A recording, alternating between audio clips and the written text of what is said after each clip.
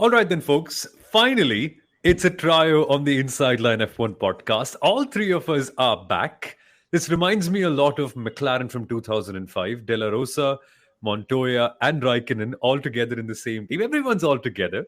I know I'm the Montoya here, so you guys need to figure out who the other two are. Clearly. Welcome back, though, Sundaram. Welcome back. So good to have you back, man. I think I'll be the one. I'll be De La Rosa because I keep popping in and out. So I'm happy taking De La Rosa's role. But he did pretty well that You season. did well. I remember he did top a lot of practice sessions whenever he was in the car. So it's good to be back, full house once again. And your feedback, always valued. Yes. I guess by default I become the Raikkonen, which makes the girls in my life happy because Mithila's favorite driver is Raikkonen. So Antara is always like, Papa, where's Kimi? But that also means that Sundaram's going to have the longest career in Formula One of all of us. He's still going strong, isn't he, Pedro De La Rosa, with all the teams that he's moved along with Fernando Alonso? Yeah, just don't go to HRT, Sundaram, please. Like, if you're De La Rosa now, I'm just giving you some future advice. Just don't go to HRT. Please. My loyalty is with Green. Don't worry. And didn't Green get a podium in Baku in 2021? Wasn't Sebastian Vettel on the podium that year? A milestone race for Aston Martin, their very first podium in Formula One, and sadly Seb's last podium in Formula One as well. I don't know if I classify that as a good moment or a weird moment because Baku's had several weird moments, right? Yeah, where do we begin, guys? Like I can already think of Vettel and Hamilton, 2017, Brake testing, and that race Hamilton's headrest popped out, so he had to go to the pit lane to fix it. There's also for Fernando Alonso. I think he had three wheels knocked out and he was still driving back to the pits, right? This was the McLaren Honda days, right? 2018, yeah. Yeah, I don't know if you consider Ricciardo and Verstappen, the accident they had, as a weird moment or no. It was probably weird because Verstappen was not the one who was blamed wholly for that moment. That's probably the weird part. Oh, did we also have the photographers almost being knocked out by Esteban Ocon in the pit lane on the last lap of the race? That is also here. Wasn't it last year? I think it was the last year. Or the Yeah, year before. Yeah, and the promoters got a notice from race control. So race control is always aware. What else have we got? We've had last year Sainz and Perez. I think we were all split decision on whose fault it was. So that was another weird moment. Baku's given us several others. I think the other weird moment was, and maybe it was a good weird, was Lance Stroll, first podium, second youngest podium sitter in that Williams, but pipped to the line. He was second, but pipped to the line, by Valtteri Bottas in the Mercedes. Just for his like teammate for 1 month. For his teammate for 1 month. Yes. Like, remember, it was announced that Stroll and Bottas are going to be in the car for next year, and then Bottas was stolen away by Mercedes. And that very year, he stole away Lance Stroll's P2. Yeah. Not bad. But he still has his record. He is still Formula One's youngest rookie driver. So don't forget that. Max Verstappen might be the youngest all-time driver, but Lance Stroll is Formula One's youngest rookie till date.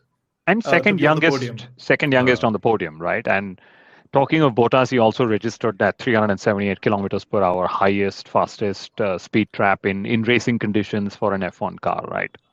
And then also lost out on a podium because of a puncture. And then Max also lost out on a win in the same race because of a puncture for himself. And he was wearing Liam Lawson's boots when he was kicking the car in anger. I love these weird moments. We should do this for every circuit. Then comes the magic button. Yeah, the magic button, the chaotic 2021 race, lots happening there. Max Verstappen's tire blowing out, the infamous brake magic situation. One thing we're actually forgetting is duct tape. Baku 2022, Yuki Tsunoda's rear wing was damaged, structurally compromised, and he comes into the pits and everyone's thinking, sure, they're going to be retiring the car, but they actually bring out the whole household silver duct tape, nicely wrap it around the rear wing and send him out once again. So that actually made me think, okay, that's weird. Was Kimi Raikkonen's gloves and steering moment also in Azerbaijan? Yeah. Yes. Here itself, yes. Something very interesting. So we, of course, have seen that gloves and steering wheel, Kimi screaming on the radio several times. But something that caught my notice, which I finally got an answer on, is typically the steering wheel has a PTT or a push to talk or a radio or a pit button. So you press that and then you speak to your pit wall, right? But that time, Kimi Raikkonen didn't have a steering wheel because he was actually saying, right, hey, gloves and steering wheel. So how did he speak to the radio? Was it F1 just putting over some radio messages for fun, or did he actually speak to his pit wall? Now, this is where Craig Scarborough, who's been a guest on our show, is very popularly known as Scarbs Tech, told us that there is a secondary radio button in the cockpit, and that's what Kimi Raikkonen had used for that weird moment. So, weird F1 fact of how tech works for that weird moment as well. Amazing. There's also Leclerc saying, I am stupid when he hit the wall, which many will believe, but not in the case of his crash, but in the case of his contract renewal. More on that later. He hit the wall 2 times, right?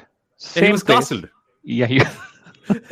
The weird part is making the same mistake 2 times. But anyway, that's just Leclerc things, I guess. Yeah, don't sign 2 contract extensions with Ferrari. That's the one thing. But the weirdest moment of them all was when the Baku street circuit wanted to make a broke and underperforming Formula One team even more broke and underperforming. George Russell's car was damaged by a manhole cover in 2019. This was when Williams were in their toothpaste era, sponsored by Rocket, extremely slow. They were literally on the back of the grid all the time, finishing 30-45 seconds behind.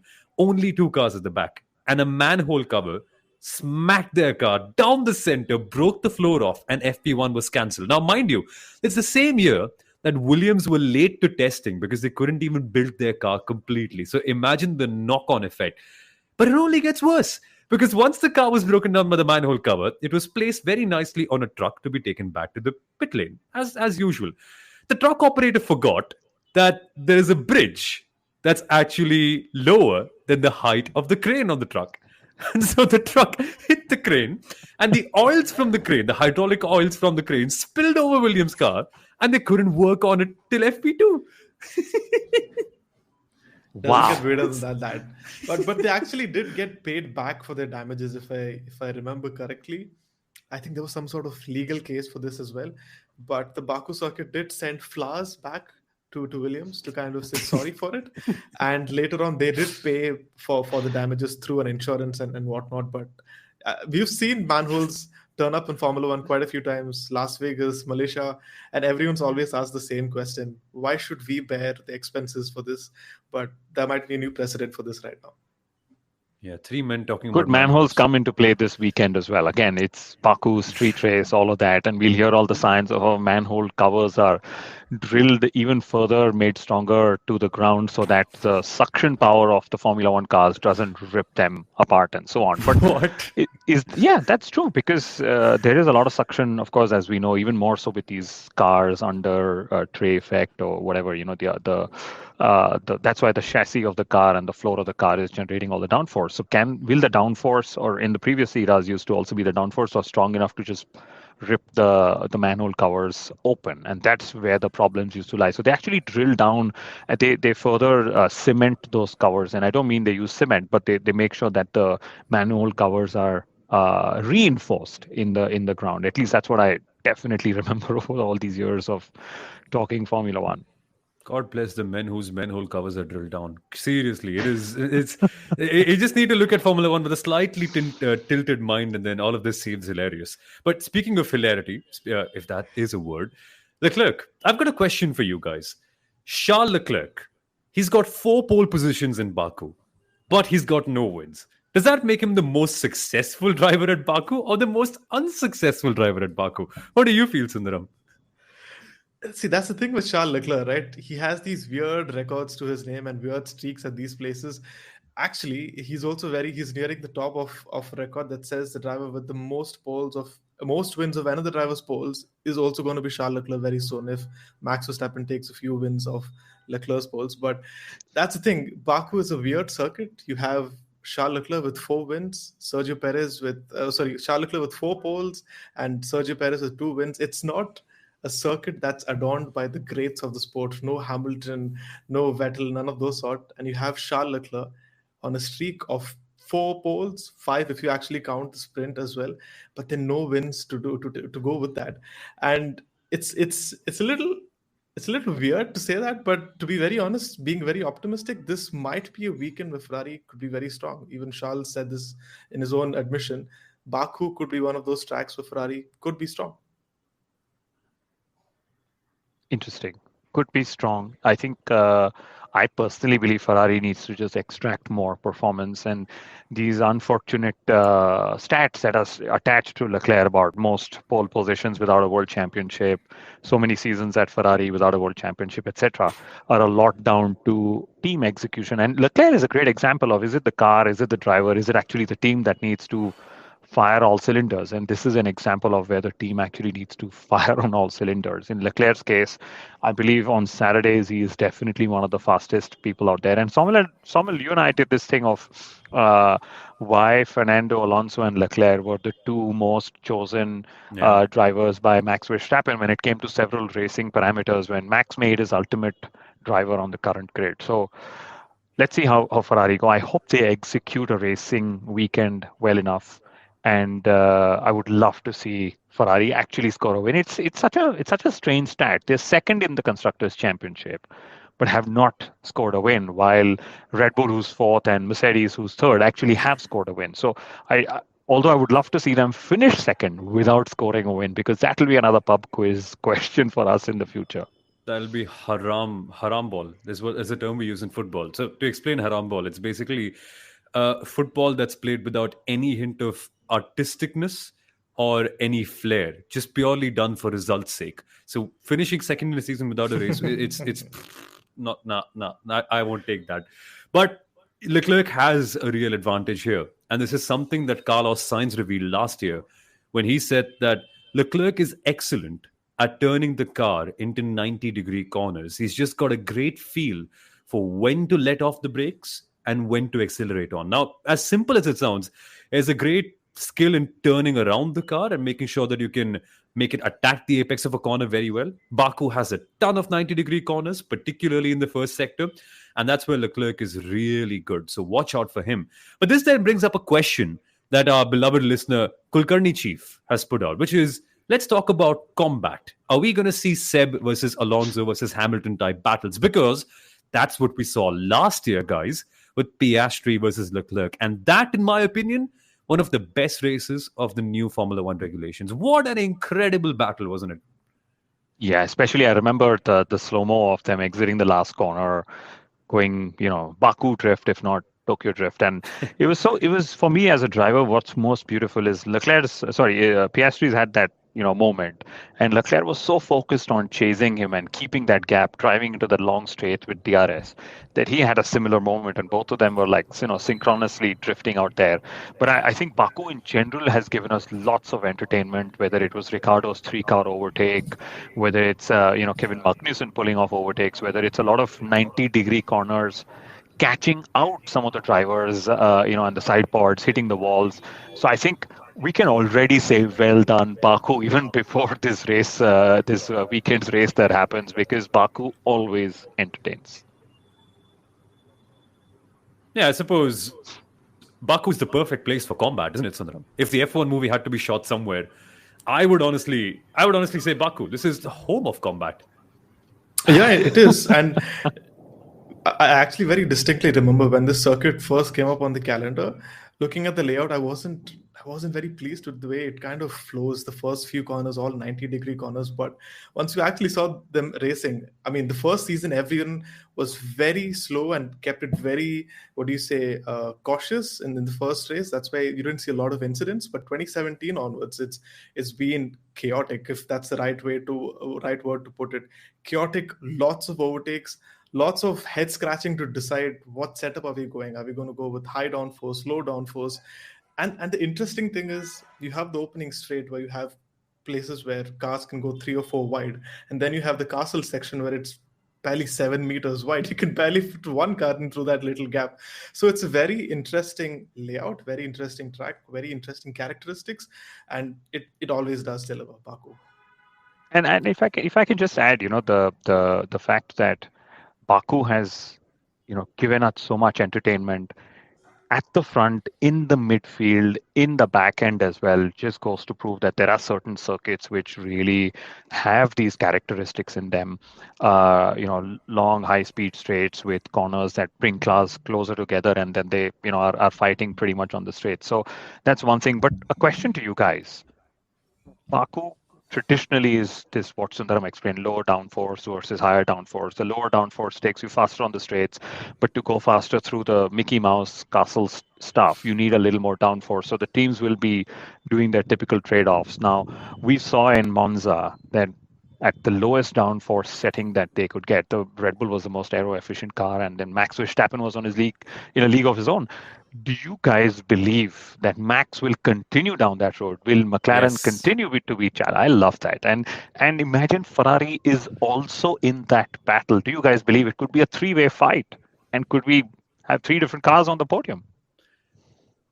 That's exactly what Sadhna is asking. She's asking, will Baku be good to the front runners only? And at this point, we know very clearly there are two major front runners. I say front runners because front row, McLaren, Oscar and Lando. And I genuinely believe this will be a Max Verstappen circuit. As for all the reasons that Kunal mentioned, long straights, the Red Bull is great in the hands of Max Verstappen at a place where they've got to run low downforce. So, for instance, Silverstone, Baku, Suzuka, you saw that, where generally the circuit is sort of more on corner speeds and lots of quick corners, and then Max can just manage it out with a slightly lower downforce setup because he's Max Verstappen and he's got that great feel for his race car. I think that'll come up handy. That will certainly be important for qualifying. But then the race, Sundaram, the race is a completely different story here because nothing is ever for certain in Baku. Like turn number one, Max could well have a good start, but there's a possibility for two cars to come down his inside line at turn one, and then so much possibility for slipstreaming as well later on. So it's really hard to tell with certainty who will win. But I'm sure that this is more of a Max circuit than a traditional McLaren one. Like I suppose they'll have to play it conservative, won't they? I think there's something about Baku that really caters to even the top four teams. If, like you already explained, that Red Bull can be quite quick around Baku. They're very aero efficient. McLaren, on the flip side, they usually tend to have a lot of drag. So whenever they go to these sort of circuits where there are long straights, they're usually disadvantaged to a certain extent. But what works in McLaren's favor is Baku is a long circuit. Even there's a lot less wear and lot less tire degradation. It's a long 6 kilometer circuit, and they're also they've even gone softer in terms of tire compound. So they're really able to manage their tires better than other teams. Ferrari in that respect, they would usually go much more lower in terms of ride height to find performance, which is also why Charles Leclerc feels they could be strong in Baku. Then generally Baku has lower temperatures, not in the mid 30s or high 30s. So Mercedes, if they still have that characteristic of doing well around circuits with cooler temperatures, even they could kind of spoil the whole party. So there's a little bit of everything for every team, and like we already explained, there's so much in terms of characteristics with that very tight and twisty sector 3, and then you have sector 1, which is completely flat out. 2.2 kilometers, which extends from turn 16 up until turn 1, is actually 200 meters longer than the end of La Sauce till the end of Kemmel Strait in Spa. So this is going to be the longest flat out section that we have in Formula 1. So the engines are going to be pushed to the tilt this weekend. That's a third of the circuit on the long straights and one single long straight, fast sweeping. And what about the bumps? Because if it's still as bumpy as it's typically been, I'd love to see Ferrari having figured out how to handle their cars over the bumps, because this year what's really bothered them is the bumps on the circuit. But McLaren can clinch the Constructors Championship if they finish 1-2. I'll be very surprised if they get a 1-2 in Baku. And like Sundaram said, if the temperatures come into play, then the McLarens will be much stronger, given that they are managing rear tire temperatures better than anyone else. But if not, I definitely see a 3-team battle. But if they score a 1-2, they score 9 points more than any other team. They become Constructors Champions of 2025. They will be what we call it, the back-to-back champions. And I would say that this is the fastest any team would have finished the World Championship by winning it with 7 races to go. And to me, what I'm excited about, guys, is if McLaren is actually able to get to the 1,000 points barrier. No team has ever done that, but also no team that is dominated has had two drivers scoring points, within the top three points finishing position. So if Lando and Oscar maximize each race weekend and keep continuing to score the bulk of the points, I would love to see McLaren at 1,000 points. But having said that, will we see papaya rules or will we see papaya mess come into play? And I'm eager to see how Oscar Piastri responds, because he's been very cool in the media saying, I'm not going to jeopardize his title win with the risk of, messing up the future, etc., which sounds great for PR purposes. But I'm hoping he and Mark Webber have gone and banged their heads on the table and fists on the table saying, guys, what the hell was that? Because he would have had, week 10 days to think about what happened in Monza. And I'm yet to find someone who feels that what happened in Monza was fair to Oscar Piastri. Was it fair from a team's point of view? Maybe yes, but was it fair to Oscar Piastri? And then in my mind goes back to Silverstone, where he asked for that, reversal on track when he was given that unfair penalty under the safety car, and McLaren, of course, didn't respond. So I'd love to see Oscar Piastri's mental strength, because imagine everyone on social media has been saying, Bernie Ecclestone's been saying, McLaren wants a world champion whose name is Lando Norris. But here is Oscar with a 30 plus points advantage, making sure he's outperforming his teammate, at vital points through the season. I think, in my opinion, this is the last time Oscar Piastri plays the nice guy for the rest of the season. There's lots of points at stake, and one DNF can really swing things in Lando's favor as well. So I think this is the last time he's going to comply to such requests this season, at least. Yeah, it's a very curious case. And the best way to solve the problem is to outqualify your teammate, do better, create a gap. It's evident that Baku is a place where other teams do come into contention, regardless of how many points they're dominating the season by. Think about 2017, think about 2018, 2019, 21 as well for Mercedes when Red Bull Racing started to come around. It doesn't matter. It doesn't matter if you're dominant. At Baku, things will switch around. So it's important more than ever to be better than your teammate here. And of course, tires one step softer. Hopefully for McLaren, this will play into their hands in what is a very, very long race, because that's when normally they are stronger. But we need to talk now about... Go ahead. No, one second. Yeah, another question. I believe Oscar Piastri could have sealed his world championship much earlier than he may just do that, right? Because when you think of Silverstone, where he was, given that penalty, when you think of Hungary, where he was on the bad side of luck, when you think of Monza, where there was another team order to swap them, imagine the number of points that he's already lost to Lando Norris in the Constructors Championship, right? So Silverstone 7 points, Hungary 7 points, that's 14 points, and whatever number of 3 points that were there in the last race in Monza. So that's a 17 points swing already that could have happened in Oscar's favor if he was lucky enough. And the other thing also is the wave of luck that Lando was riding or has been riding with these lucky wins in Silverstone and then in Hungary. What if he didn't have those wins? Maybe he wouldn't have been as chirpy. Maybe he would have been under even more pressure. And we've seen how, when the pressure mounts, Lando is one of those drivers that struggle to perform. So maybe Oscar Piastri, when he sits back and actually considers the season as a whole, would have realized just how many points he's lost to silly rules by the FIA and then these papaya rules that the McLaren has put out. And maybe he could have just, been further ahead in the Drivers' Championship. I don't know what you guys think about that. No, absolutely, because even in Australia, he lost a bunch of points. If I'm not wrong, he finished P9, and he should have ideally finished P2. So that's a good chunk of, I don't know, more than 15 but at least Australia, I would say, was what I would call racing. You're leading the pack, you're chasing your teammate, there's suddenly downpour, both of you all go off, and well, that's what just happens, right? And one of you is just worse off than the other. So that's at least down to racing. But a lot of these other factors, like Silverstone, when the FIA just puts a random penalty that he didn't even receive a warning for, or Hungary when the team decided, but that's racing, you were on a 2-stopper and somebody won it on a 1-stop, and so on.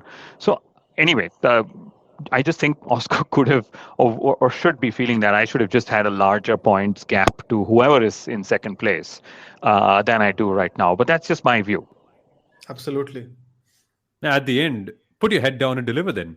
If these things are all peripheral, these are all khayali pulao, as we like to say in Hindi. These are all things that have happened that there's no point deliberating over if you're Oscar. For us, of course, it makes sense because we're telling you the broader story of the season so far. But if you're Oscar Piastri, you can only do one thing. Do what you did last year, and things should be fine. It was a tremendous performance. And we're just hoping for a battle quite like that. But there's a lot happening in the midfield too. We need to update you about those stories. Uttara has very kindly pointed out, and this is something that I forgot, that Oliver Behrman is close to a race ban. He's on the edge of the penalty points. It's Oy Kambete, at Oy Kambete on our social media channels, who pointed that out to us. So thank you for mentioning that. I wasn't aware. And that's the last place I'd like to come to with my penalty points being close to 12. It's a risky place to get to. I'll tell you what I would do if I was a midfield team owner, manager, principal. And this is what I would love Formula One to have as well. It's a Constructors Championship. That's where the money's made. Basically, that's a team's championship. Like in cricket, if you have a pitch which is going to spin more, you play more spinners. Like in football, if you need to score more goals, you probably put some more attackers on the field. So can F1 teams also be given this room to say, just bring the best driver you think you can get to score your points at a particular circuit? So I'm pointing at Checo Perez, given how well he goes around Baku, more podiums than anyone else. And I think this is the only circuit he's even out-qualified Max Verstappen at, right? And that's a large order as well. If I was a midfield team owner, I would just call Checo and say, Checo, just drive my car because points are anyway very elusive. Maybe Alpine should have done this with the Briatore because Checo's just able to score more points in Baku than any of the other current drivers on the grid. And this is probably one of those joker rules that F1 should have. I mean, I think this rule would have probably been better than doing reverse grids in the sprints, which I anyway think is more of a gimmick. Here you're saying, here's the package, here's the driver who can extract the most of that package at this particular circuit. Let's just put them in. Because the other example I can think of is, say, Sebastian Vettel at Singapore or Lance Stroll in the wet, particularly at Turkey.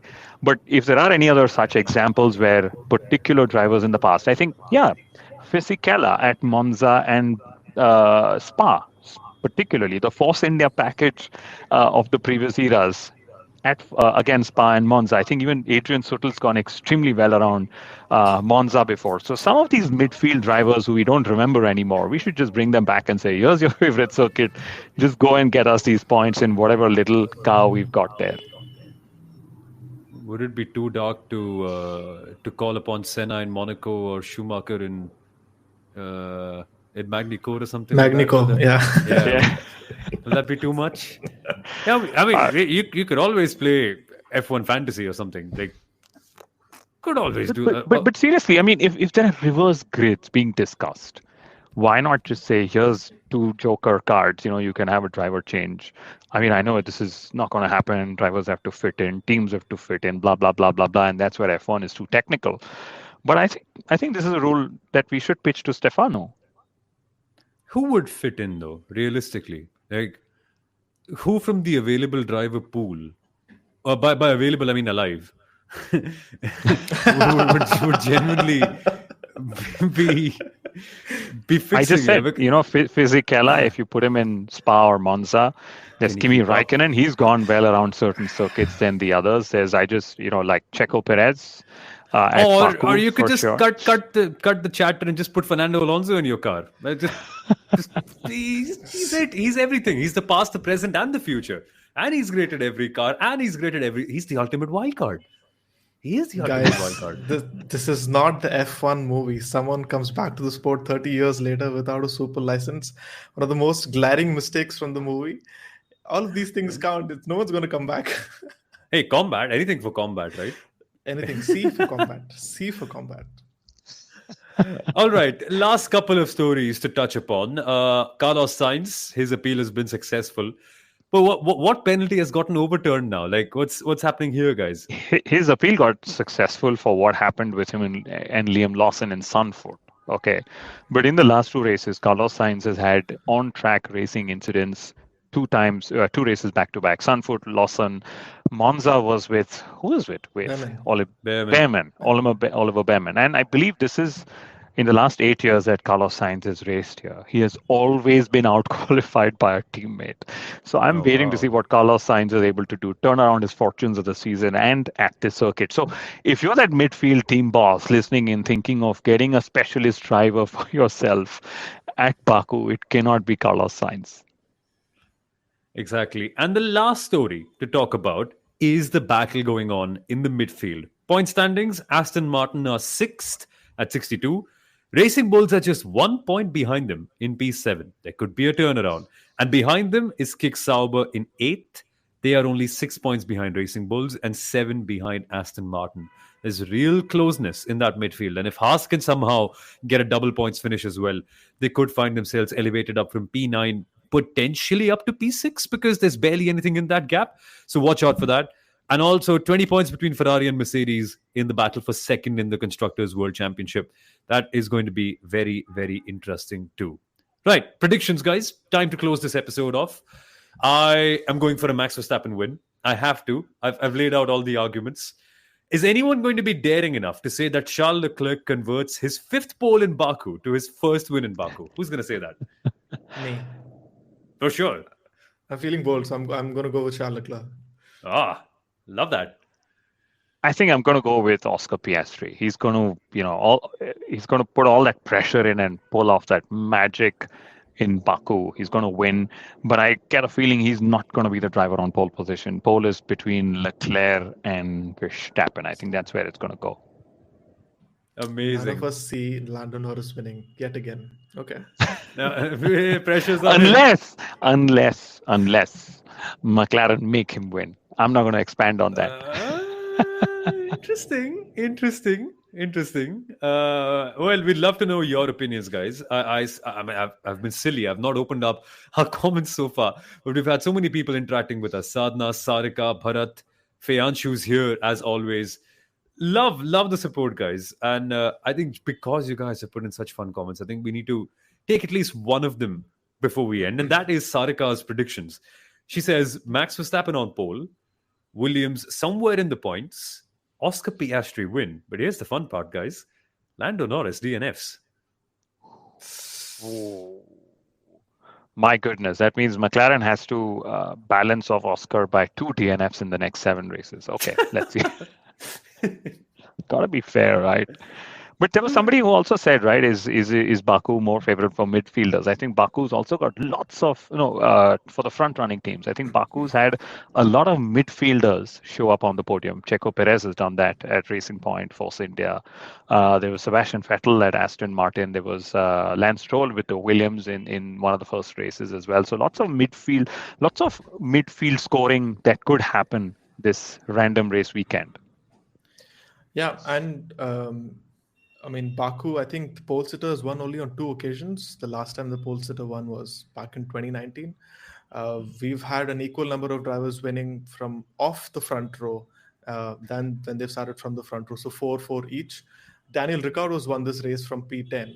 Wow. And if I remember correctly, 6 of the 8 races that we've had in Baku have seen a driver from outside the top 4 finish on the podium. So there's lots that can happen. Please don't go strictly based on what you see in qualifying and what you see from the front 2 rows. Yeah, there is a lot. Sadhna says Lance Stroll spins, Alonso pole, Lewis Hamilton podium. Yeah, I'll take that. That is the bombshell to end this episode on. If this happens, we on the inside line, we need to, what do we need to do? Most improbable prediction, but okay. Fernando on pole. Okay. I think we should all wear red that day. And we should apologize. Green. It's perfect. Okay. We're running short of time, but last question. Can Max still win the World Drivers' Championship? I mean, if Lando DNFs in Baku and then Oscar is due 2 DNFs, I suppose there's the McLarens have to take each other out for that. To get him any closer. But yeah, very, very, I'd love to see him have a go at it. It'll shock the whole world of Formula One. The billion fans that, we spoke of, F1 is going to soon have. Check out that short on YouTube and the reel on Instagram. But I think that we will accelerate to 1 billion fans faster if Max actually makes a late season, almost no charge to the Drivers' Championship title in 2025. Yeah, see, it's all about belief. Vettel had belief, so he won the last 9 races of 2013. Mattia Binotto also had belief, saying that they would win the last 10 races of 2022 or 2023. Which 22. season was it? 22. So that didn't happen. So it's ultimately belief and how you translate that belief on track. या श्रद्धा होगी तो फिर आप लाल बाग के राजा के लिए 8 घंटा भी लाइन में रुक सकते हो but it just depends There's a on lot of our audience outside of India. You have to translate that. Rude from the Netherlands said, I love your podcast. I love what you guys are doing, but please keep the content relevant for a global audience. Somil, you're due an explanation and a translation. Basically the Lal Bagh Raja is Mumbai's greatest Ganpati festival. Ganpati is a lord that we all believe in, and getting to visit the Lal Bagh Raja, you need to stand in a line, often for more than 6 to 8 hours, just to get a glimpse of the Lord's sculpture. And people say, "Oh, we want to do it because we believe a lot in the Lord, and so we will do it." And then that's what it's all down to. How much do you believe in the Lord Himself, so that you would like to stand in a line for that long? I do, but I don't believe enough to stand in the line for 8 hours being squished to death. So my mom is going to be happy we spoke about Ganpati on the F1 stream. But anyway, time to call it quits. Time to call it quits. No, last question to Samuel. Would you stand in a line for 8 hours if that gave you the opportunity to spend 5 minutes with Carlos Sainz? No, I still wouldn't. I still wouldn't. This is where Samuel doesn't know what he's talking about. No, he I'm would fine. Stand. Guys, on the inside line, you have taken an 8-hour flight to go and watch a Formula E race in Hong Kong, right? Yeah, see, so that's still better than standing in a line with sweat, being squished, not having food, not having a washroom nearby. I'm surprised. That's not what Sundaram said. Sundaram said, stand in a line with 5G on your phone, maybe live stream with all of us of how it is to stand in a line. There is restrooms available, fan zones available, and then you go and you meet Carlos Sainz. No, I've been 5 spoiled. minutes? No, I've been spoiled. No, luckily here on the inside line and the people who we work with, we tend to get really good drivers and really good paddock personalities while we can sit down in our room and interview them. So this is subtle flex. Karun Chandok on the latest episode of Fan Code's Gearbox podcast. We got to discuss Carlos Sainz with him. I asked him a simple question. Carlos Sainz, underperforming, unlucky, or underappreciated? What's the main lookout? So watch out for that. But more importantly, watch out for our short stuff. We've put out lots of really cool short form content on the inside line. A magazine show is coming out shortly too. We will, of course, be streaming during the weekend and, of course, after the race here as well. And there will be live updates and lots of content coming in on Instagram. So that is the fun stuff you need to be checking out. So stay tuned. Subscribe to the podcast. Share it with all your friends and family members who would love Formula One. And as I like to say to my friends, let us go. Yeah, you need to let us go now. It's been a long episode. We will catch you in a little bit. Take care, guys.